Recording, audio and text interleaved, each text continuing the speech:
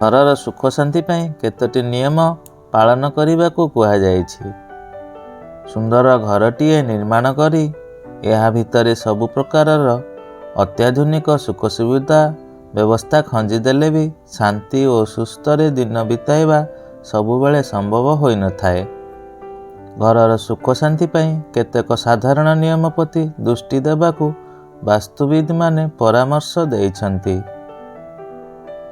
ଘରେ ଦୀପରେ ଘିଅ ବଦଳରେ ସୋରିଷ ତେଲ ଦେଇ ଲବଙ୍ଗ ପକାଇ ଜଳାଇବା ଏବଂ ସପ୍ତାହକୁ ଥରେ ଗୁଗଳ ଧୂପ ଦେବା ଶୁଭ ଫଳ ଦେଇଥାଏ।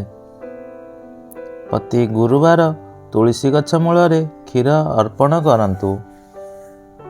ତାୱାରେ ରୁଟି ସେକିବା ପୂର୍ବରୁ କିଛି କ୍ଷୀର ଛାଟିଦେବା ଶୁଭଙ୍କର ହୋଇଥାଏ। ପ୍ରଥମ ରୁଟି ଗୋମାତା ପାଇଁ ବାହାର କରି ରଖିବା ସହ କୁକୁରକୁ ବି ଗୋଟିଏ ରୁଟି ଦିଅନ୍ତୁ। ଫୁଲଦାନୀରେ ଶୁଖିଲା ଫୁଲ ରଖନ୍ତୁ ନାହିଁ।